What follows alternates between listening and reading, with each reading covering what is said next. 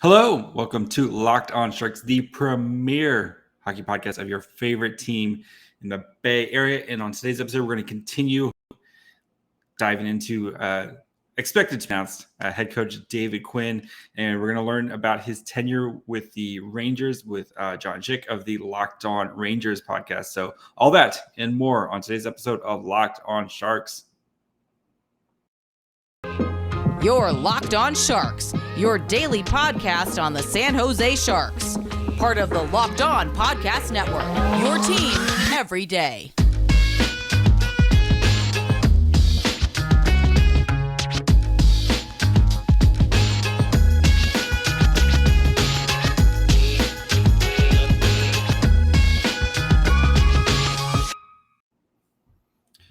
I'm JD Young, host of Locked On Sharks, contributor at San Jose Hockey Now and Fear the Fin. And of course, I want to thank you guys for making us your first listen. We're free and available wherever you get podcasts. And of course, today's episode is sponsored by BetOnline. BetOnline's got you covered this season more props, odds, and lines than before. BetOnline, where the game starts. But we have Jon Chick, who covers the Locked On Rangers, has been doing it for a little while. John, this is the first time we've done a crossover. We've both been with Locked On for a little while now, haven't we? Yeah, I believe it is, though. I mean, we were talking, just before we hit record here. I know at one time, there were 3 hosts for Locked On Sharks and down to 2, and now you're rolling solo there. So, you guys do a great job with your show, and I've always been kind of hoping we could link up, and now we actually have a reason to. The Sharks hiring David Quinn. Yeah, supposedly hired, and they still haven't announced it, even though it's like, yeah, everybody knows. But I liked on their press release, they're like, yeah, we're announcing our new coach on Tuesday, but we're not telling you who it is, even though everybody in the world knows. So we wanted to get you on because, of course, you've covered the Rangers for a while. You've seen the David Quinn era through and through. So let's start with kind of what the Rangers looked like before he got there and kind of his tenure. I know they were kind of a struggling team. He was brought in to be kind of help steer the rebuild, but what would you kind of describe his time in New York? Yeah, I mean, definitely something of a mixed bag. Obviously when he was hired, the letter had already gone out from, the Rangers upper management and talking about how, they basically just admitted they came clean about it. We're going to trade all your favorite players, all these guys you love, and we're going full-fledged tear down rebuild. And, on one hand, it's an unfortunate time to be a Ranger fan because all your favorite players are leaving. But on the other, I think that kind of honesty is refreshing. And I'll be honest, like when they first hired David Quinn, my reaction was, who's David Quinn? Because he's not somebody that's really been in the NHL. I think he was an assistant coach for the Avalanche very briefly for like a portion of a season, like 10 or 12 years ago. But, they brought him in, obviously a strong track record in college hockey. And I can appreciate the fact that the Rangers, went with a little bit of a bold selection. I did a crossover a while back with Jay Forrester of Locked On Blue Jackets. And Jay made the point that, he feels it's almost like in the NHL, there's like 35 coaches that just kind of get recycled and just kind of move around the league. So, yeah. So when they hired Quinn, I was like, all right, well, it's a little bit of a bold hire and it is a complete teardown rebuild. So he's going to be given some rope here. And, whatever they do the first season, he's going to survive that. There's no way he'll be one and done because it's a complete rebuild. And I think, he got these guys eventually, all pulling in the same direction. Toward the end of his second season there, they were one of the hottest teams in the league before everything was postponed due to COVID. And then the third season, I mean, we'll get into this stuff in greater detail later, but everything that could go wrong went wrong. And a lot of it wasn't really his fault. So again, a little bit of a mixed bag and somebody that I think under his watch, the team really kind of came together, but I don't know that he was ever really that coach. Like, did I ever look at Quinn and think like, man, Stanley Cup champion coach? I'll be honest. I did not. Now he might prove me completely wrong and, we'll see what happens there. And this clip might resurface a couple of years from now if you guys are winning the cup, but, yeah, I mean, if we're winning the cup, I am telling everybody and anybody who's ever doubted the Sharks ever. Yes. But, yeah, I mean, because like I on Friday's episode, I dug into, kind of, the Rangers and kind of like their, offensive rankings and stuff like that. And like the season before, they got shut down, they were like 5th in scoring. Their defense was okay, but, like the power play was good. They were getting decent, amount of shots on goal. So like it seemed like things were kind of coming together for them. And then, like you said, everything that went wrong could go wrong in the 20 and the weird bubble season. that he didn't survive. So do you think maybe like, oh, well, let's, so what went wrong in that last season, in the bubble season? Yeah, I mean, there was a lot. I mean, to begin with, you had the Tony D'Angelo situation that happened only like 5 or 6 games into the year, and Yeah. he's getting into a fight with his own goalie, and the Rangers are putting him on waivers, and he never comes back to the team. So you had that. Quinn and the rest of his coaching staff actually got COVID and had to miss 6 games. So I mean, that's completely out of his hands. There's nothing he could do there. Especially when you've You only had played the 56 games. Yeah, that's like an eighth of your schedule right there. Yeah. Yeah, So yeah, yeah. it's crazy. Yeah, Yeah. so they had this like makeshift coaching staff. The AHL coach, Drury was like an assistant coach during that time. But yeah, that happened. You had that weird thing with Artemi Panarin where that political hit piece was put out against him, so they were missing him for 3 weeks. Which, to your point, again, a greater percentage of your season than in other seasons. And then toward the end, you had everything that happened with Tom Wilson, and you had I Jeff forgot Gorton, about the that. general Yeah, manager. yeah, yeah. Yeah, you remember all that chaos? Right. I Yeah. remember that now. Yeah, yeah, yeah. Yeah. So he was the coach for that. That turned out to be about his 5th to last game ever. But after that, Jeff Gorton was fired in the immediate aftermath of that. He was the general manager. John Davidson, the team president, was fired. And at that point, they let Quinn finish the season, but the writing was on the wall. I just didn't think he was going to be back. And again, I do think he did some good things and got this team pointed in the right direction. You mentioned the power play not too long ago, but defensively they were kind of a mess under Quinn. And part of that is the inexperience and the youth. They were all kind of figuring it out and all getting used to playing with each other, I'm sure. But yeah, team anti-structure basically under David Quinn for a while there. All right. So what? All right. So you described it like how he did some stuff well. What do you think is kind of his best asset, or like what do you think he brings to the table? Yeah, I think overall, he obviously had a lot of success in the college ranks, and I'm actually looking at your depth chart here. I mean, I stands to reason that the Sharks have a pretty young team, but I'm looking at this, and yeah,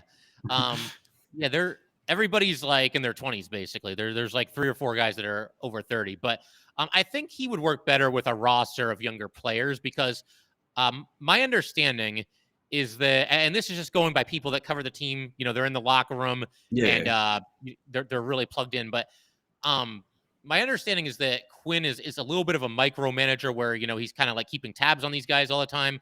Not the worst thing in the world, but I think this Ranger team responded a little bit better to Gerard Gallant, who, if they have a day off and they're away from the rink, he just kind of lets them do whatever they want to do and all that stuff. He's not kind of like keeping close tabs on them.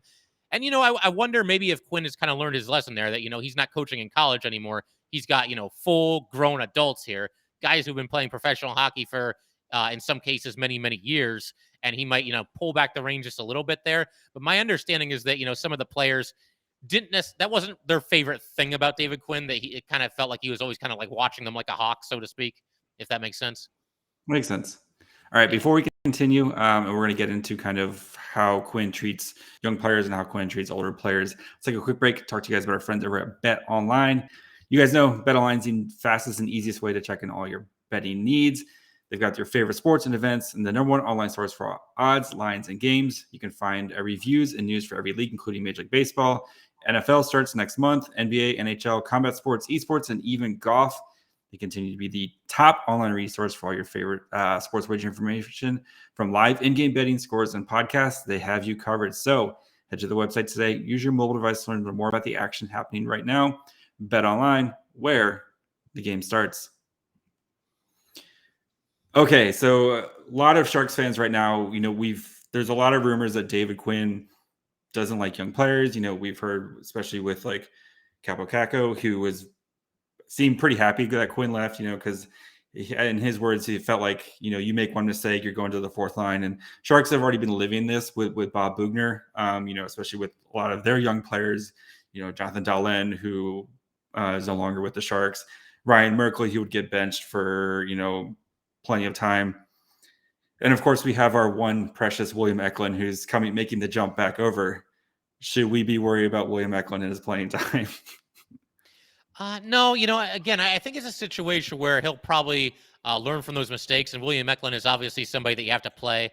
As you alluded to, though, JD, when he was on the Rangers, one of the things that he would come under fire for as far as Ranger fans are concerned was just what you mentioned there, man. And, not playing Capo Caco in a prominent role, not playing Alexis Lafreniere in a prominent role. And it's one thing if like you have like this awesome team and you're a Stanley Cup contender and the kids aren't quite there yet. Maybe you limit their playing time a little bit, but during that time, the Rangers weren't that good of a team. I mean, I don't know how else to say it really. So you should be able to find, at least 2 spots in the top 9 at the very least for Capo Caco and Alexis Lafreniere. And they didn't always do that. A lot of times they were banished to the 4th line and they're out there with guys, like Greg McKegg or, whoever it might be. And that's just not the way to develop young players, which is what the Rangers should have been doing, during the first year or 2 of Quinn's tenure. So that's definitely something where I think he needs to improve, and I think he will. And then, you mentioned, the benchings or, the demotions to the 4th line. The thing that I didn't like there, it felt like he had like his certain players that, it was kind of a double standard where like the 2 that really come to mind are Ryan Strome and Pavel Buchnevich. If one of those 2 took a stupid penalty, looked asleep out there, just kind of had a sluggish shift, whatever it might be, they'd be benched and they wouldn't see the ice the rest of the game. And then like somebody else would do something. Like there was a game I remember, Chris Kreider took like just a really lazy hooking penalty in the neutral zone. And I was texting my parents because they're big Ranger fans too.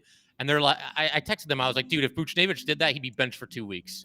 So like, it just shot into the sun. You're never seeing him again. Exactly. You're a healthy scratch. Make room for Greg McKegg here. But that just bothered me a little bit. It just felt like there was a little bit of a double standard and now maybe he's trying to push the right buttons with those young players, Buchnevich or Strome or whoever it might be, and he's trying to light a fire under them and trying to challenge them a little bit. I mean, that could have something to do with it, but by that same token, certain players would face his wrath a lot more than other players would have, Wow, this sounds very familiar to Bob Bugner, because the same thing, like, Ryan Merkel would make like a bad pinch or something like that. And, he's trying to make a play, like the Sharks would be down 4-0. There's one, I always remember, there's Sharks down 4-0. Ryan Merkley's trying to make a pinch in, the offensive zone to try to keep the offense going. And of course, the puck kind of squirts past him and, which leads to a breakaway. And then we don't see Ryan Merkley for the rest of the game. And it's like, you're down 4-0 right now. And the dude's trying to make some offense. And then Brent Burns, who, like, God forbid Brent Burns, if, he does something terrible, makes the same play, he's back out there for the next shift. He's going to play 28 minutes a night type of thing. And yes, Brent Burns has definitely earned that, leeway where, being a former Norris winner, et cetera, et cetera. But yeah, that does feel very similar to what we've seen before with Sharks coaches. Yeah. Actually, JD, I want to ask you real quick, man, because I'm sure Ranger fans will be interested in this because, Quinn was very polarizing to say the very least. But I mean, how do Sharks fans in general feel about this? And how do you feel about this? And was there anybody you would have wanted more than David Quinn? Was there anybody you had your eye on or anything like that? I'm trying to be level-headed as possible because I know Sharks Twitter and stuff right now is absolutely on fire about this. They are not very happy, and I think especially too because, with Sharks fans the team is going through a rebuild without actually fully admit like we're going through a rebuild. They're trying to play that game of like, let's see if we can kind of, thread the needle and have our old core. And then we have a bunch of young guys that we're really excited with, like Bordelot, and then you have Eklund, and then they have, the rest of their 2020 draft class who's going to be playing in the AHL this year. So we, Sharks fans in general, we wanted someone who can kind of help develop these guys. And the name that came out was Warsofsky, the coach of the Chicago Wolves, the AHL affiliate for the Carolina Hurricanes. And, he just won the Calder Cup there. We know, like with those AHL coaches, they're, how the AHLs, you're having stuff thrown at you all the time because guys getting pulled up, and he's developed a winning culture, and he's knows how to develop these young guys. And that's what I think a lot of fans were hoping for, was like one of these kind of AHL coaches who've been able to develop and get guys ready for the NHL, and having somebody like that kind of, especially with like I said, when you have Eklund and you have Bordelot and Ozzy Weisblatt and Tristan Robbins and a bunch of these guys who are going to be starting to make their debuts here soon, like having a coach who can kind of help these guys along is I think where Sharks fans were really at. And like I said, I'm trying to be level-headed with it and be like, okay, because we see this all the time with coaches, right? Where they go to their first job and it's hard to be a coach, and like, you're trying to do everything at once, and you get fired. And I think a lot of times, like especially you get that year to kind of step back, reevaluate what you did and what you did well and what you didn't do well. And I think, I'm hoping that he learns from those mistakes. That's my hope, at least.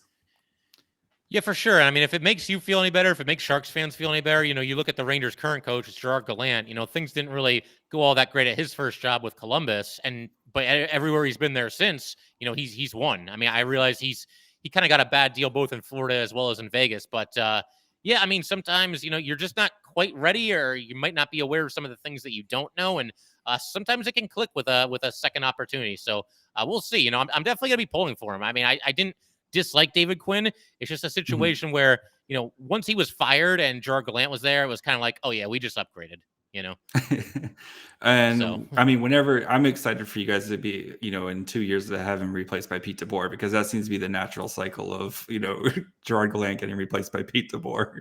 But then you'll go to the finals your first year, because that's what he does. So Pete DeBoer takes your team to the finals in his first year. So And then it goes south after that. Yeah. Oh, of course. I'm Yeah. not promising anything after year one. So, before we finish up, just want to let you guys know, of course, when you're done listening to this episode, make sure you guys go check out the Locked On NHL show.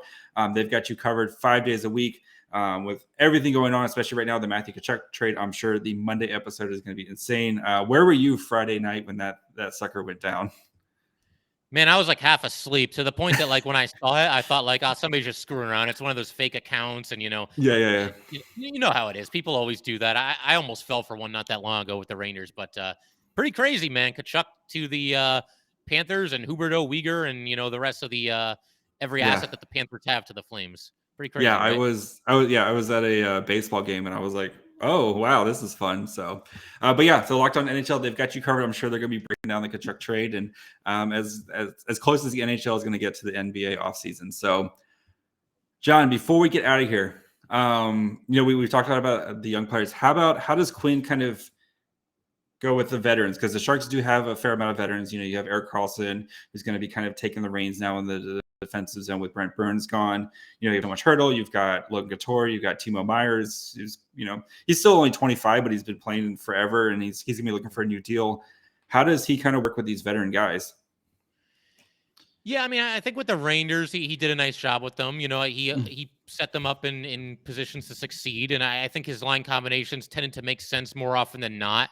With Quinn and with a lot of coaches in the NHL, they just seem to have more trust, and they just favor the veterans a little bit more than some of the younger guys.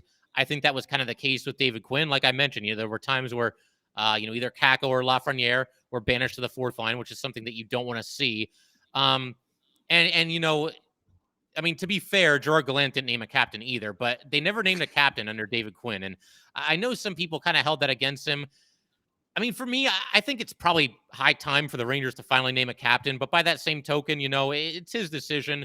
And he did kind of empower some of the veterans. If you look at the alternate captains under David Quinn, they were all the veterans. Like 6 alternate captains right now or something like that. Yeah. Yes, including our boy, Barclay Goodrow. Yeah. Well, I was joking, too, on my show. Like, imagine, if the Rangers actually win the Cup. Like, what? Alternate captain Chris Kreider come get the Stanley Cup. Yeah, all 6 of them go out there, right? Like an ant carry, like a bunch of ants carrying something. How funny would that be, right? But yeah, they just, for one reason or another, they just couldn't decide on a captain. But I think for the most part, he kind of empowered, guys like Panarin, guys like Zibanejad, guys like Kreider to kind of lead the room a little bit. I mean, he gave them the alternate captaincy at least, and again, he's just one of those coaches that seems to favor the veterans a little bit, and everything else being equal, he's going to give more minutes to the guys that have been there as opposed to some of the young kids. Makes sense. So earlier we talked about like how, like we saw the offense improving for the Rangers and stuff like that. What do you think was his kind of the one thing he can hang his hat on while during his tenure in with the Rangers? I think more than anything, it's the team chemistry that was established under his watch. And I don't know if that would have just happened no matter who the coach was. I mean, maybe these guys just kind of hit it off or whatever it might be. But yeah, I mean, they really kind of came together. And again, this team was kind of in chaos for a while. You had to go through the entire rebuild. And it just seemed like under Quinn's watch, this group really came together very nicely. And I think that's carried over into Gerard Gallant's tenure as well. The Rangers, you just watch them interact with each other. It's pretty obvious that it's a very close knit bunch. These guys really play for each other. They'd run through a wall for each other. And, you look at the run that they had in the playoffs this past season, being down 3-1 against the Penguins, come back and win that series. Being down 2-0 against the Canes, come back and win that series. And then, obviously they didn't beat the Lightning, but they gave them a good run for their money. All those games were close, except for maybe like one of them. So again, I think he just kind of brought under his watch, this team just kind of really gelled. They have each other's backs. And again, I think that's carried over into the Gerard Gallant tenure here. I mean, I think Gallant, again, he is the best coach for the job, and he's kind of picked up where Quinn left off and has probably elevated them to a level where I'm not so sure Quinn could have taken them. But the one thing that he didn't have to do, didn't have to worry about too much, was establish, that chemistry in the locker room, which is so important in sports. I know everything's analytical these days, and all these different algorithms say that this team's going to beat that team, right? But man, like anybody that's played sports, like man, I mean, it means everything. If you've got a team where everybody has that camaraderie, it's absolutely huge, and I think that happened under David Quinn's watch. Yeah, and you wonder too, especially where the Sharks, there's been whispers, especially with the whole Vander Kane situation, where people didn't get along when he was there, and you heard last year just how much happier it seemed like the locker room was, especially with, I know they weren't winning a lot of games last year, but just kind of guys got along together better. So hopefully with the Sharks, where they do have a lot of kind of established guys who've been there for a while, and you can kind of come in and help some of the new guys that are going to be coming in. Mike Greer has spent a lot of this offseason trying to kind of fortify that bottom six, which has been kind of a revolving door of who's who type of guys, and guys who are maybe not quite NHL caliber, or rookies who are just not quite ready to kind of contribute. So hopefully Quinn can kind of help do that. So and other than the kind of playing not playing young guys in prominent roles, what do you think is the one other thing that he kind of really needs to work on? Yeah, I would say probably just we talked about this a little bit before, but I would say just pull back the reins a little bit. Don't feel like you have to micromanage every little thing around the team. Let them be who they are, and don't be so trigger happy with the constant line jugglings, the constant demotions, not constant, but the occasional benchings.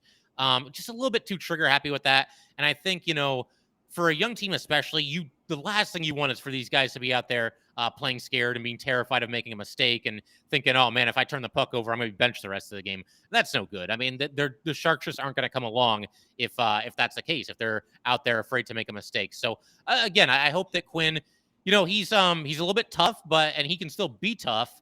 And I think there's times where, a benching does send the right message, or a demotion does send the right message. I just think he went to the well a little too often when he was with the Rangers. And for your sake, JD, and for the sake of Sharks fans, hopefully he doesn't do that quite as much in the future for you guys there. John, you've said it all. Where can the people find you, and where can they find Locked On Rangers, of course? Yes, so you can find me anywhere you get your podcasts. As far as finding me on Twitter, at JChick17. The handle for the show is at LO_NY_Rangers. And you can get, wherever you're hearing this podcast, you can hear Locked On Rangers as well. So how about you, JD? Where can the Ranger fans find you?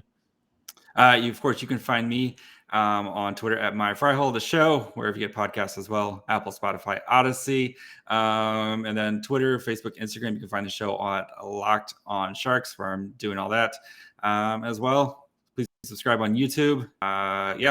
So that'll be it. For the rest of this week, we've got, of course, we're going to react to David Quinn's opening press conference. We have a couple guests lined up as well, so make sure you guys are all locked in for that. John, thanks, buddy. You got it, man. Thanks for having me. We'll have to do this again. Yes.